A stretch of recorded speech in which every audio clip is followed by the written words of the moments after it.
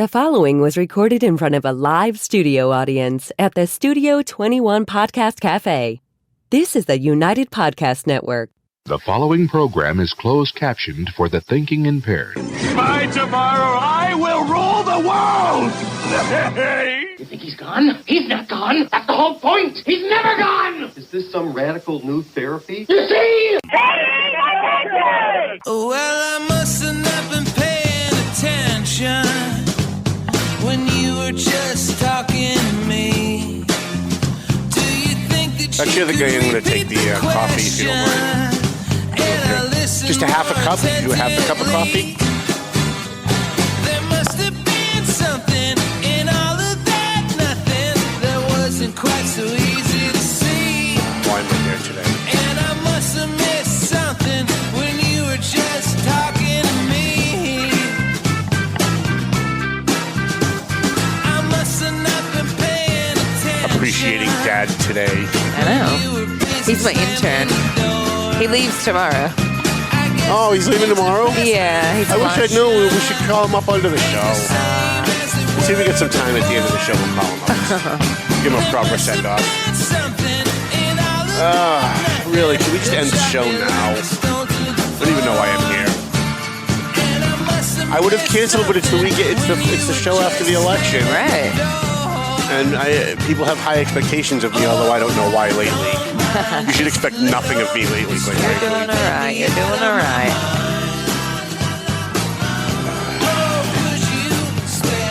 However long I'm here.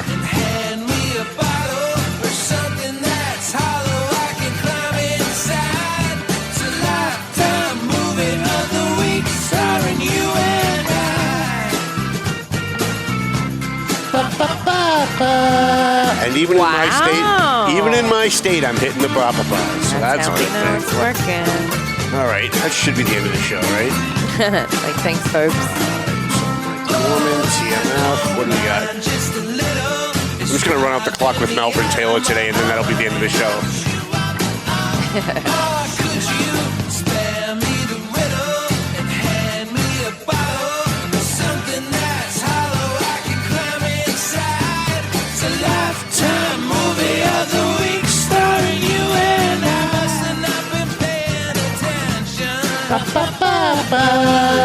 Now I lost all my results. Isn't that awesome? That was me. I threw you off. Fucking believable.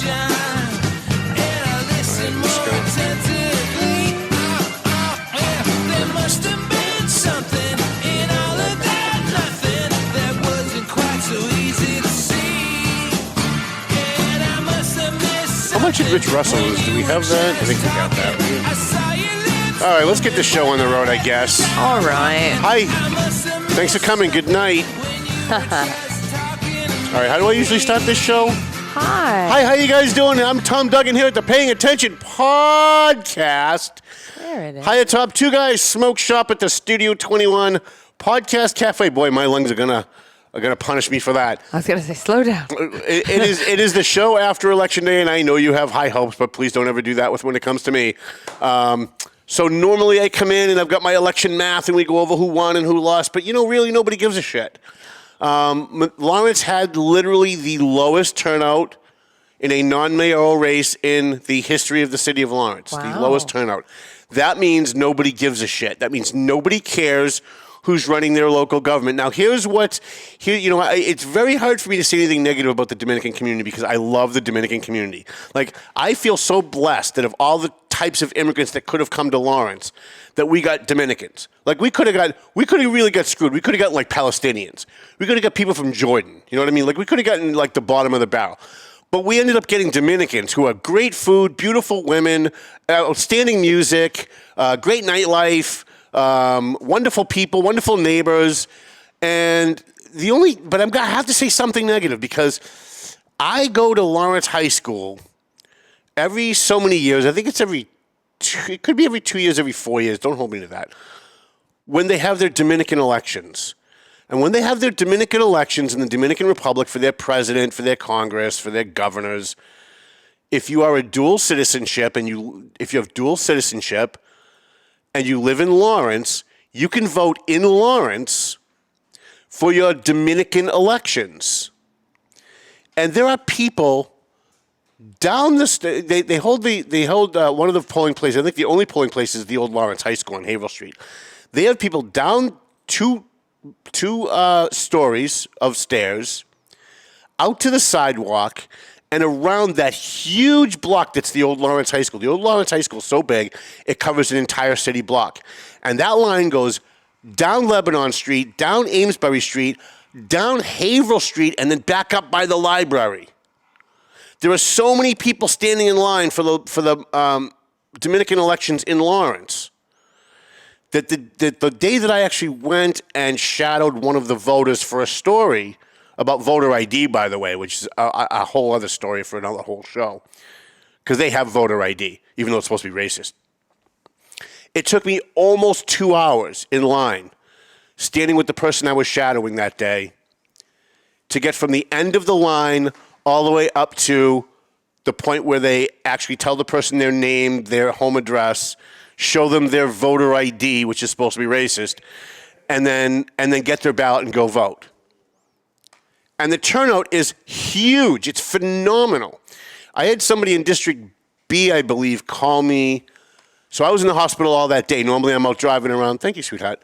Normally I'm out driving around, talking to candidates, getting the good, the scuttlebutt on what rumors and, what people are up to and, what's going on behind my back when I wasn't around. But I wasn't able to do that. I was down for the day. Of course, they had to pick election day to do an outpatient procedure, so I was down for the day. When I got out around 3:30, one of my friends posted on Facebook that he was voter number 15. 15 people up until 3 o'clock in the afternoon had voted. 15! Now, when I was growing up, which to some of you may seem like forever ago, and to me it kind of seems like forever ago too, but in the 80s, even in the early 90s, there was a line outside the polling places. People wanted to vote. We are losing our democracy at the local level. In fact, that was my editorial last month. The new Valley Patriot, by the way, is being delivered as we speak. It came out this morning because of the election. And I shouldn't have even held it for the election because obviously nobody gives a shit. Not in Methuen, not in Lawrence, not even in Haverhill. The lowest turnouts in the Merrimack Valley in a very, very long time. And I hear, here's the funny thing, I hear incumbents. This is going to just be one random stream of thought until I give you guys actual numbers because it doesn't really matter. But in Lawrence, in Haverhill, in Methuen, you had such a low turnout, and I have incumbents who they're always looking to twist the narrative. They're always trying to make it seem like they're such great people. They're so fucking awesome.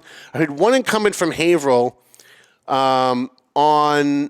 I think it was a podcast. It might have been on HAV, but I think it was like a private podcast. He called into one of his friends on a podcast and said, well, the fact that there's such a low turnout means people are happy with the job we're doing. No, it doesn't. It doesn't mean that at all. It means they don't give a shit. So you look at the number of people who voted in Lawrence. You look at the number of people who voted. Let's stick to Methuen for a minute because they're often my whipping post, and they're going to be again today. You look at Methuen, you look at how few people, the city councilors in Methuen and the mayor in Methuen run around the community like they are the cat's meow. They think they are so powerful and so loved because they hold elected office. And if this was 25 years ago, that would be true. If this was even 15 years ago, that would be true. But when 0.1% of your population shows up to vote, like, seriously, you become the king of nothing. My father and I used to have a thing when my father was alive. He used to say, he'd say, I'm the king and you're nothing. And I'd say, yeah, but that makes you the king of nothing, right? And I think of these elections the exact same way. You've finally achieved some level of power, but it's power over nothing and power over nobody, and nobody cares anymore. Because if another 300 people showed up in Methuen, if an additional 200 people showed up in Lawrence, and by the way, in one precinct, which we're going to talk about in a minute, in District B, if 3 more people showed up, that election would have been different. Wendy Luzon won by 2 votes. 2 votes! Now, I endorsed Wendy Luzon, and then she attacked our acting police chief, and I thought about taking my my endorsement back, but I decided not to do that because of all the other great things that I think she's going to do for the community. And as angry as I was at what she did, you know, like we all have family members, right? We don't like what they do sometimes. We don't even like them sometimes, but we still love them because they're our family. I feel the same way about my friends. Wendy's been a friend for a long time. And I'm very unhappy with the way she has treated William Castro. I'm very unhappy about the way she has treated the mayor. And by the way, I'm a little unhappy about the way the mayor has treated her too. That does go both ways. But I did endorse her, and I know that we got her at least 20 votes in that district of people that I spoke to who said I voted for her because of you. She won by 2 votes. All right? So all of you who are elected officials who beef out your chest and think you're important, DJ Beauregard. All of you who go out there, you know, pulling on your vest and saying how, how you're the best, you're powerful, everyone should bow down before you. That's the attitude that you have. I don't want to mention any more names because then it just makes it personal, right? But you're all full of shit. You're all the king of nothing because nobody cares anymore.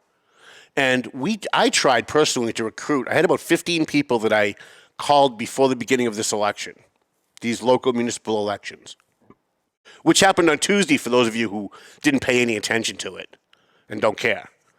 The 99% of you out there, I should actually just stop doing politics on this show and do other stuff.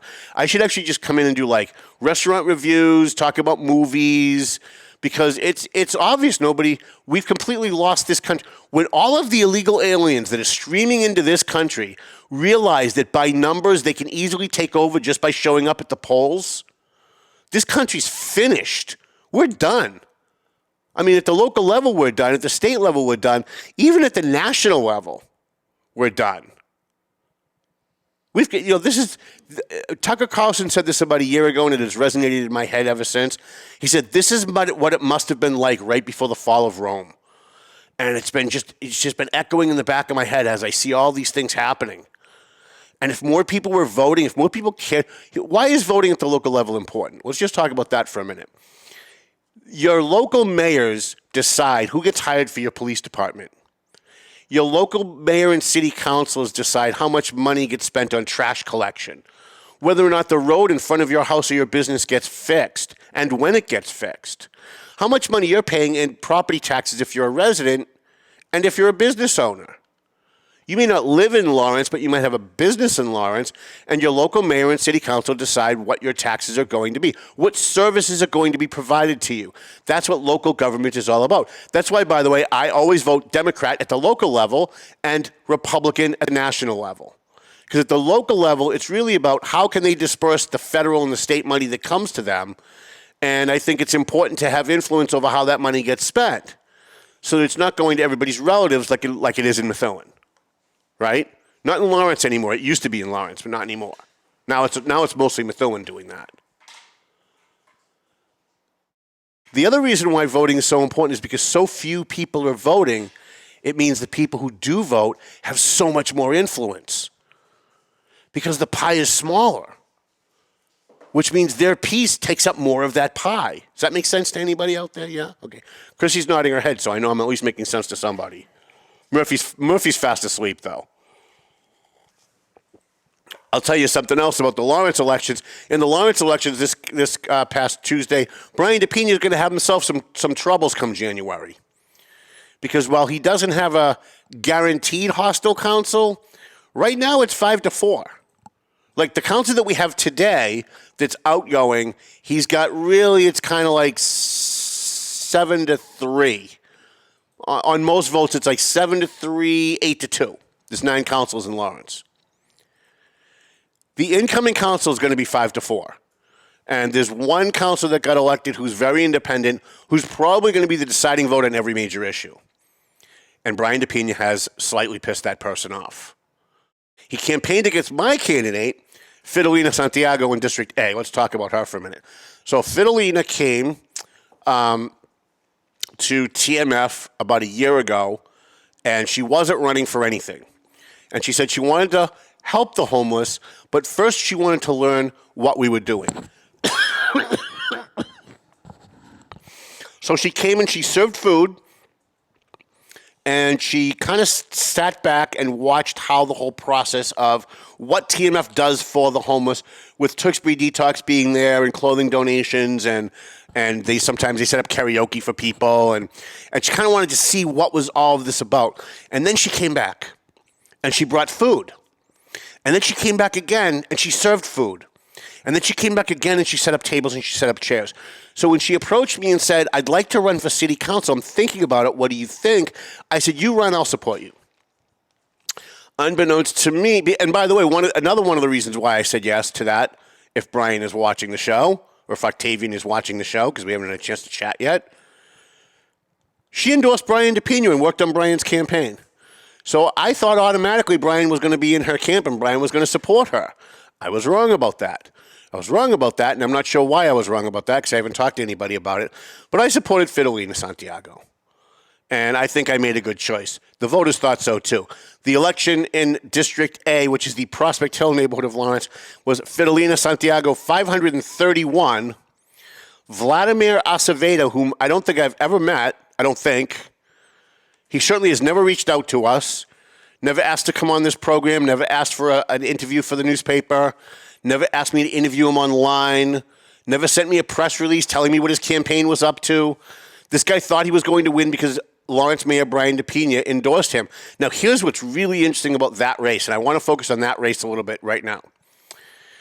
It was 531 to 382. 2 years ago, I came in here, and I showed you the numbers online. And I showed you the numbers of what Brian DePino's numbers were on Prospect Hill District A, and what Maria de la Cruz, who was the city council who won 2 years ago, she stepped down, she's not running this year, what her numbers were. They were almost identical.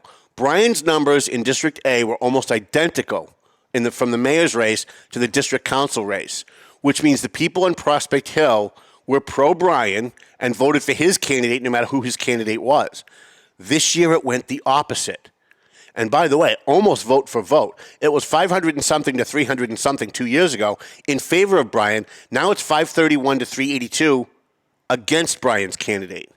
That spells trouble for his reelection coming in 2 years from yesterday, or 2 years from Tuesday. So Fidelina Santiago is going to be the new. She replaces Maria de la Cruz, who I'm really heartbroken that did not win. Maria de la Cruz, yes, she was the deciding vote against TMF the first time we went before the council.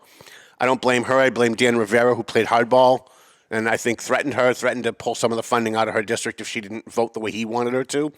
But she was one of the deciding votes this year for TMF, and she's always been a good friend. So, I'm never going to not be somebody's friend simply because they didn't vote the way I wanted them to. Although when I saw all the state reps voting for this gun confiscation bill, I gave it a lot of thought, I'll tell you that. Because that puts my life in jeopardy, but I digress. In District B, Wendy Luzon, 459. Jessica Aquino, 457. This morning, I got a phone call from somebody in one of the camps saying that they have counted 14 provisional ballots. Provisional ballots are, let's say you go to vote, and they say, geez, I'm sorry, your name's not on the voting list. And you say, well, why? I voted every year. Why is my name not on the voting list? Well, I don't know. Did you turn in your census? I forgot to turn in my census. Well, we're going to give you a provisional ballot, and we want you to fill out your census here. And then when it gets to City Hall, they'll check your eligibility, and if you're eligible to vote, your vote will count. Great. So those are provisional ballots. In District B, which is the North Common area where the bus stop is, the Buckley Station where TMF serves the homeless, where City Hall is, where downtown is, that whole area that is being represented by Estella Reyes, our state rep. She won the state rep race. She held on to a city council seat but said she would not run for re-election, so now it's Wendy Luzon versus Jessica Aquino. Before the provisional ballots, 459 to 457, Wendy Luzon wins. With the provisional ballots, Wendy Luzon picks up 10 votes, and Jessica Aquino picks up 4 votes, so that's a net gain of 6 votes, which means Wendy Luzon wins by 8 votes in that race. And by the way, 4, 5, 4, 8, 9, that's about 900 and maybe 15 votes total. I'm just giving you a rough number. It's not exact. But about 915 people in District B voted. That's less than like 10% of the people who live in District B. I mean, if another 15 people came out to vote in that race, you'd have a different person sitting there. All of you who are from Lawrence who think, and Wendy, by the way, is one of them, even we don't agree on this, who think illegal immigration is great, you only think illegal immigration is great right now in Lawrence because most of the illegal aliens who are Dominicans are coming to Lawrence. And it's increasing your numbers, and you think that's wonderful. But let me ask you this, because I know my Dominican friends are not real happy with people who are Haitian because the island of Hispaniola, where Dominican Republic is, the other half of the island is Haiti. And I know what the Dominicans in the Dominican Republic do to illegal aliens who come into the Dominican Republic from Haiti. It's not pretty. It's certainly not what we do here in the United States. They don't just welcome them in. Let me ask you this. If you're Dominican and you live in Lawrence and you're like Wendy and you think illegal aliens wonderful, how wonderful do you think it's going to be when 6 months from now, Joe Biden sends 10,000 Somalians or 10,000 Haitians to the city of Lawrence and starts using hotels and abandoned buildings to put up these illegal alien Haitians in your neighborhoods? You're going to be crying racism then? Bet you're not. I bet you're not. I bet you're going to be fucking outraged. You're going to be outraged that they're changing the makeup of your community, that they're changing the makeup of your neighborhoods, that they're changing the makeup of the culture that's in your neighborhood and your community, the culture of your schools, the culture of the way the police department has to operate, the culture of how City Hall has to operate. You are going to be outraged. You weren't outraged when you were advocating for illegal aliens who are Dominican, more of them to come into the city. That didn't outrage you at all because it benefited you. But when Joe Biden starts sending Haitians into Lawrence in very large numbers, as he's doing in other places, you know it's only a matter of time. I don't think you're going to be too happy about that. Remember, at one point, the Irish controlled Lawrence. Before that, the Germans controlled Lawrence, and they hated the Irish when the Irish came because they were changing the culture of their neighborhood, changing the culture of the way the city did business. Then the Italians came, and the Irish and the Italians hated each other. Somewhere in between there, the French showed up. Nobody liked them. And the Boy Scout troop would show up at your house. They'd surrender. That was the joke when I was growing up. And then all of a sudden, Puerto Ricans started showing up in Lawrence. Nobody liked that either. And it wasn't because of racism.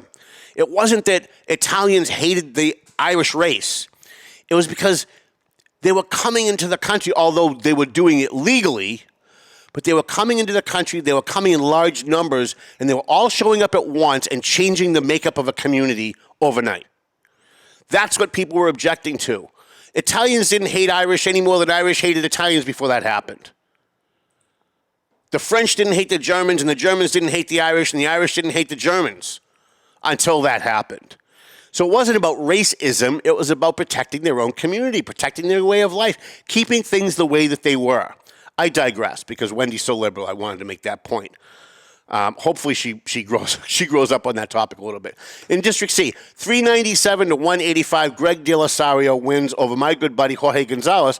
And had Jorge Gonzalez ever bothered to pick up the phone and call me to help, I might have helped him. But now I'm so entrenched with Greg DeLasario.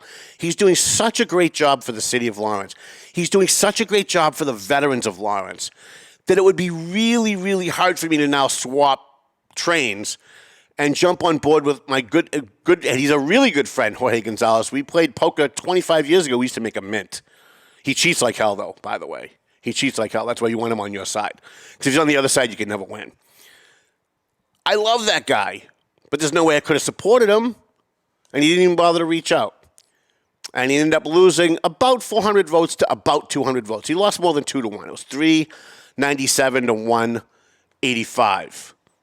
But again, if another 200 people had showed up, just 200, from anywhere, New Hampshire, Connecticut, Somalia, anywhere, it doesn't matter where they came from, if another 200 people decided they were going to change the makeup of Lawrence, change the culture of Lawrence, change the tone of Lawrence, you could have 200 people show up at the polls and change everything. That's a dangerous thing If you live in Lawrence, and by the way, everything I'm saying about Lawrence applies to Methuen too. I'm not going to do the numbers in Methuen, but I'll tell you who won and what it means. So where did we end up? Okay, so we ended up with Greg Delasario in C. In D, that is the Tower Hill neighborhood, which is currently being represented by Giovanni Rodriguez. Giovanni Rodriguez decided to step down from the district seat and run at large, which is much harder, costs a lot more money, so why would he do it? Usually, I'd say 90% of the time, when a district councilor decides to not run for re-election when they know it's an easy win in their district and decides to run citywide, they're testing the waters to run for mayor. 95% of the time, that's the case. In fact, I'd say maybe 99% of the time that's the case. Because if you're a city council, you get the same pay as a district council gets the same pay as an at-large council. You get the same insurance, but you only have to campaign in your neighborhood. You don't have to campaign through the whole city. So it's less money for bumper stickers, less money for ads, less money for signs, less money for mailings, less effort. Instead of walking the whole city, you walk your neighborhood and you're done. So Giovanni decided he was going to run at large, which means he could be running against Brian DePena in 2 years.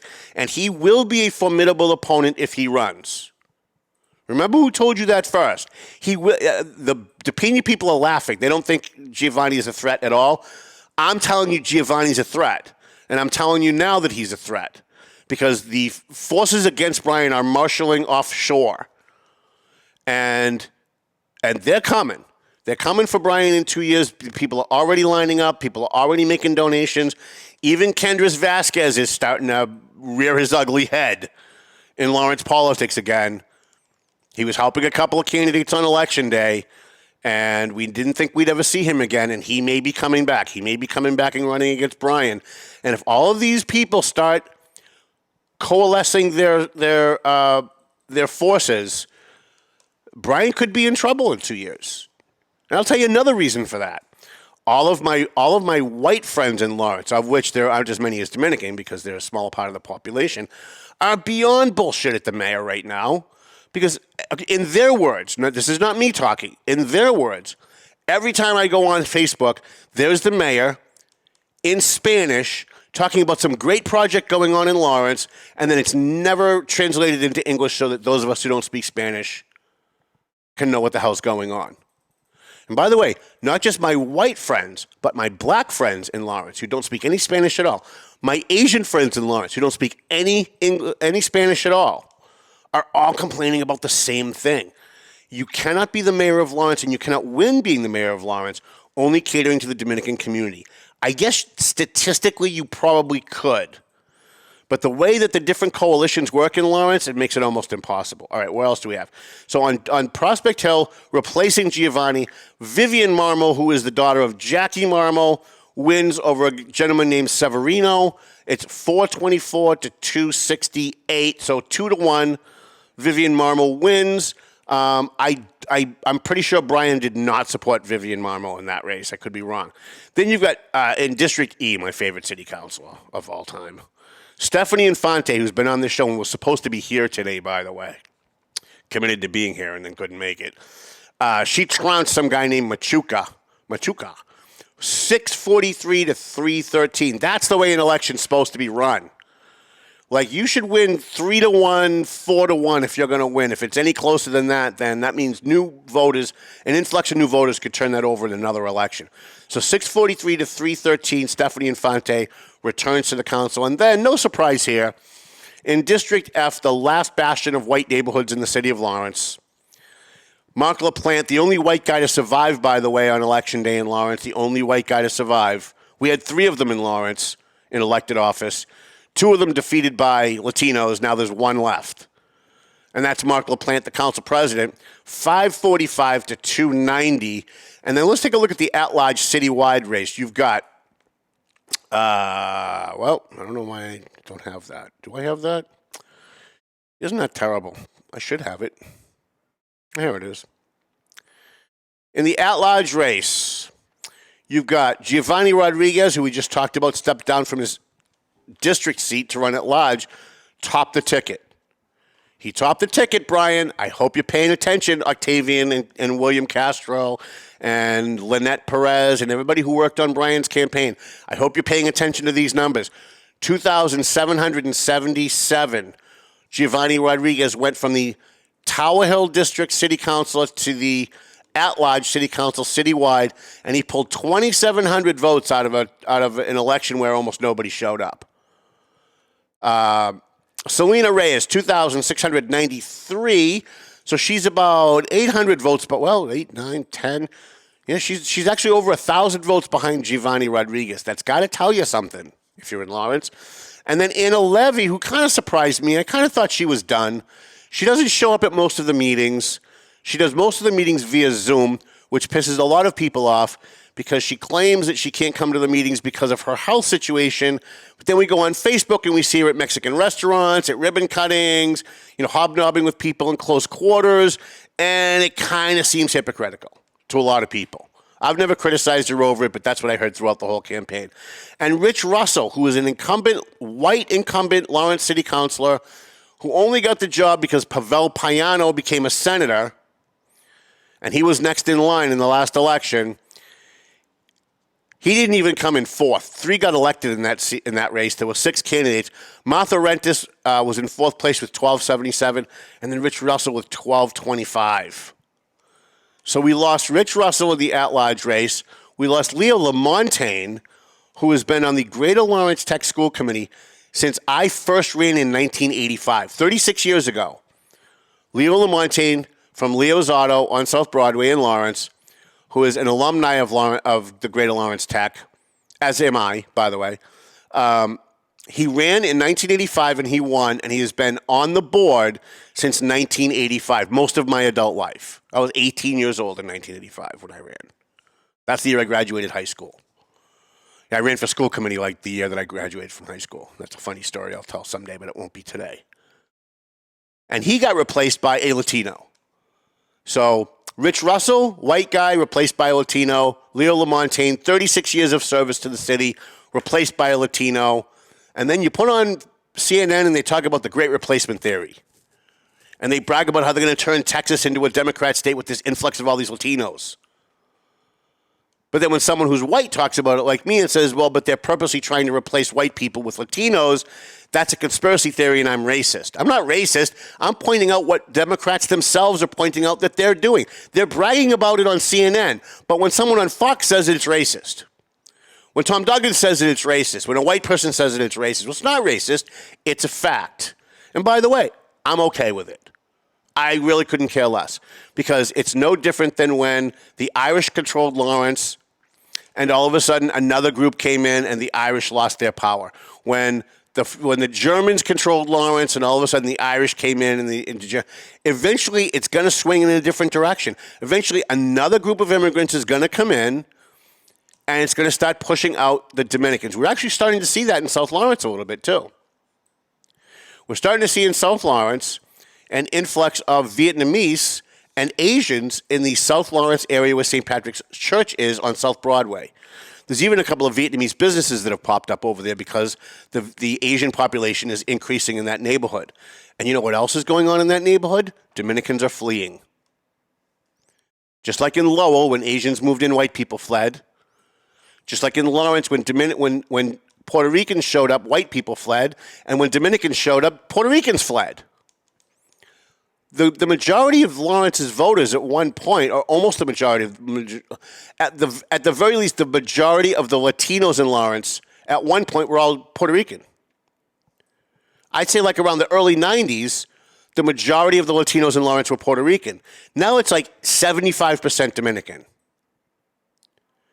Now, there's nothing racist about anything that I just said. It's just historical fact. It's just the way the different groups interact with each other. And it's not and it's not because Puerto Ricans were racist against Dominicans and didn't like Dominicans, so they all moved out. It's because people want to live where they have other people that are like them. I mean, there are entire towns. I've got a friend that lives in the Philippines. His daughter comes to TMF, by the way, every Wednesday. Steve Johnson, he's a veteran. He lives in the Philippines, and he lives in a little enclave in the Philippines where there's a shit ton of Americans. They all speak English. They have businesses. Just like there are businesses in Lawrence that you can go into, there's nobody speaks English, they all speak Spanish.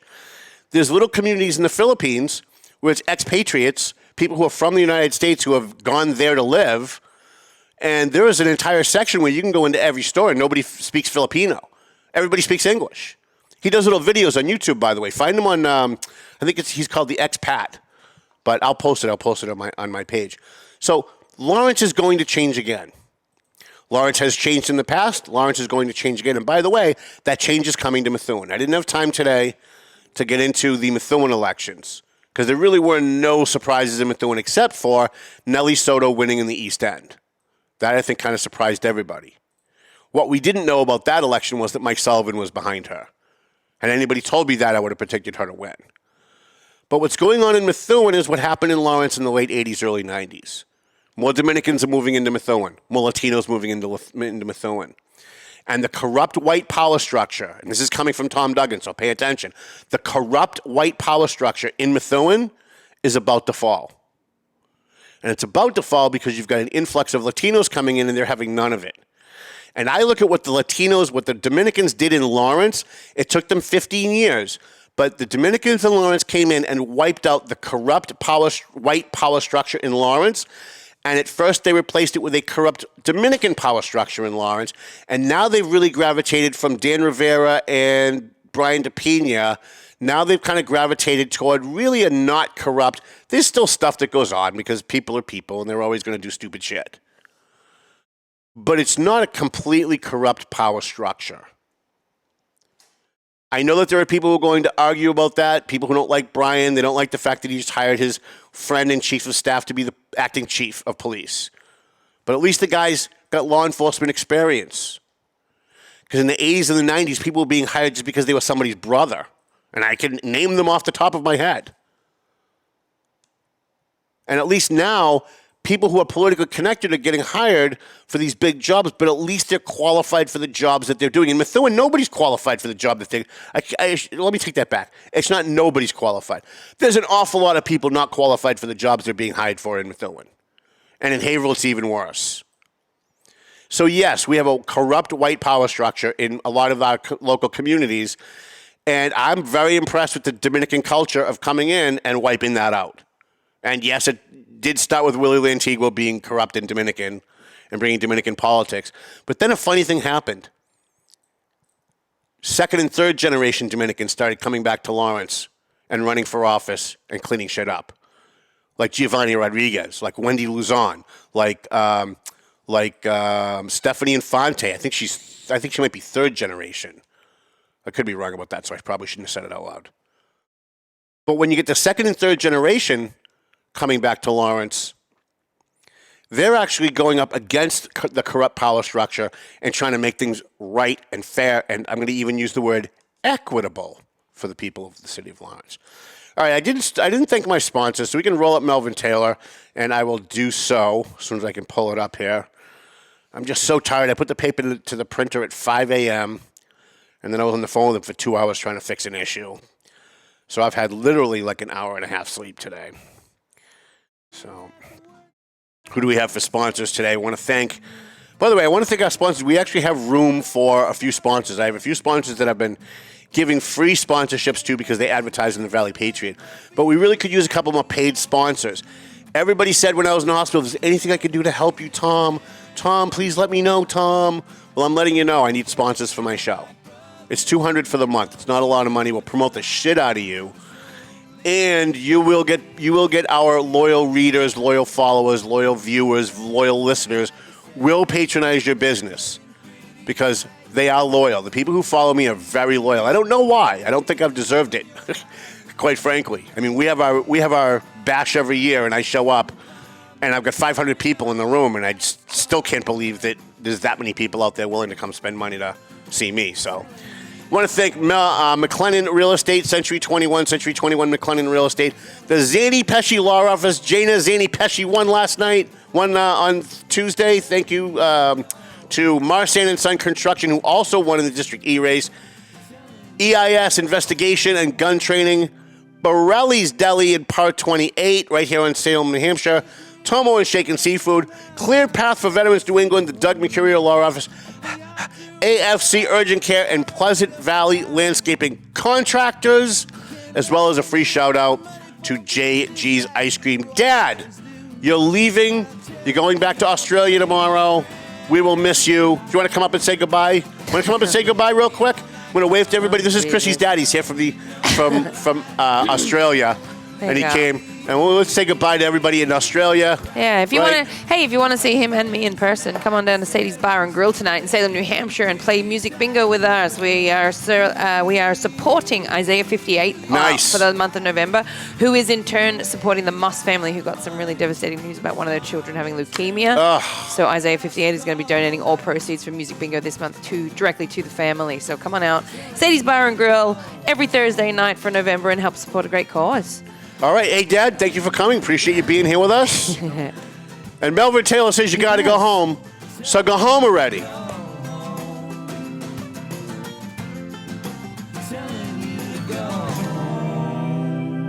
The views and opinions expressed by the hosts, guests, or callers of this program do not necessarily reflect the opinions of the Studio 21 Podcast Cafe, the United Podcast Network, its partners, or affiliates.